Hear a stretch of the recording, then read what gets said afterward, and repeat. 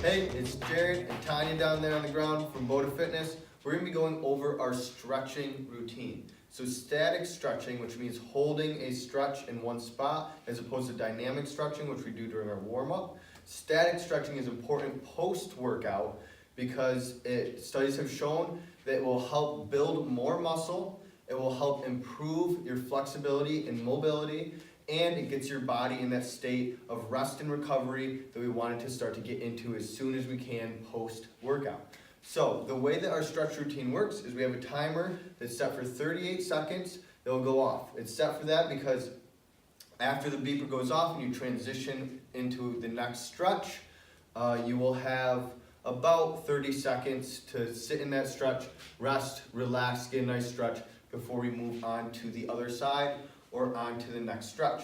So starting off here, I'll start the timer and time will begin our first stretch. So in this position, she's going to extend her legs, pointing her toes here and extending her arms overhead as far as she can. Every time we're stretching, you want to think about breathing and relaxing into that stretch.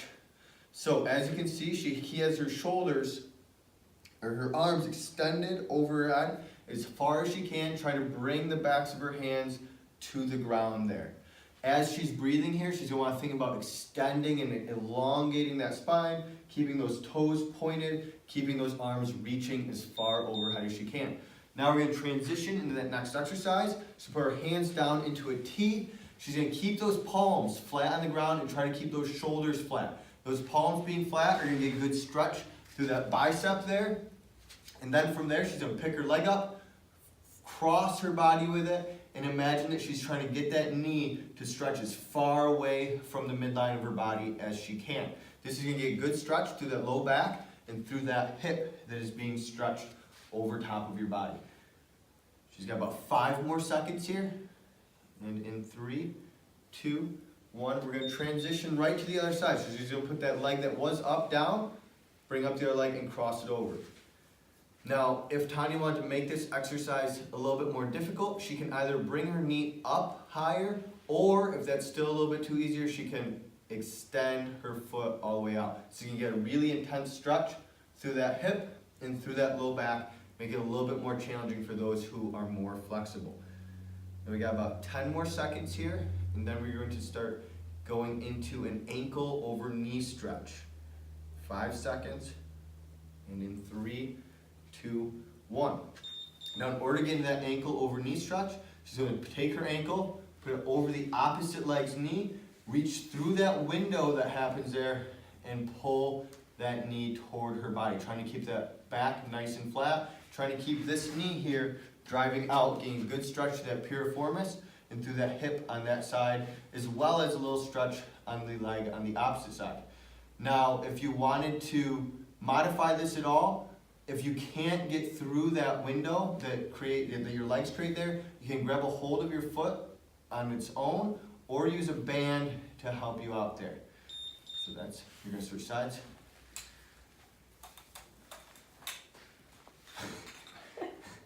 You can get it on. There you go.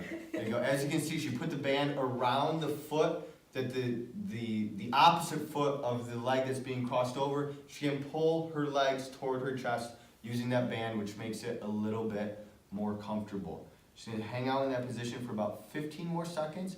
Remember, while you're doing this, you're going to want to breathe, and every exhale, think about driving those knees a little bit closer to your body and getting that nice stretch through those hips and glutes. And in 2, 1, we're going to be going into a quad stretch now. So Tanya's going to lay on her side.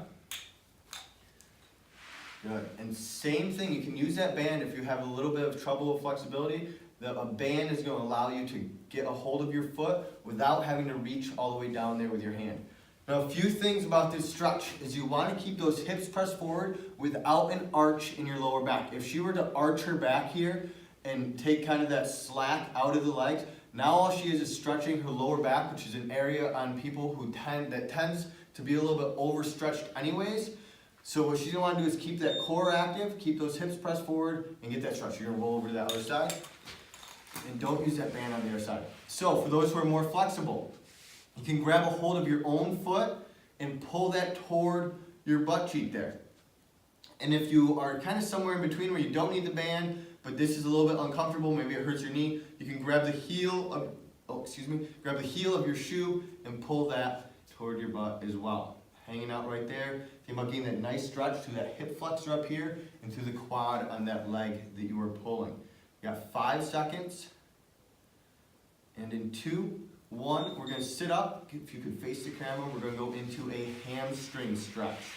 So in this, she's going to fold one leg underneath her, the other leg's going to be extended, and she's going to keep her chest nice and tall as she reaches for that foot by pressing her belly button toward that knee, right? Common mistake here is people will be reaching or folding over from the lower back to get to that foot. Now when you do that, once again, you're going to start stretching out your lower back, and you're going to take the stretch away from the hamstring that this is designed to stretch.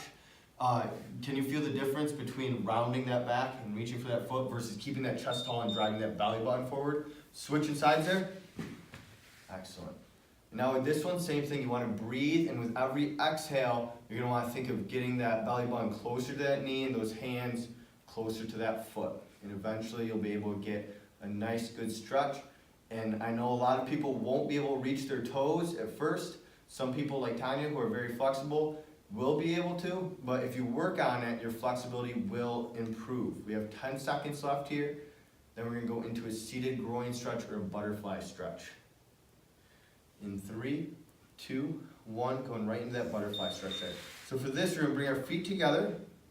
Our knees are going to fall to our sides, and we're just going to sit there in what would be a butterfly stretch. Now in order to make this more difficult, Tanya can pull her heels closer toward her body and work on driving those knees farther down toward the ground.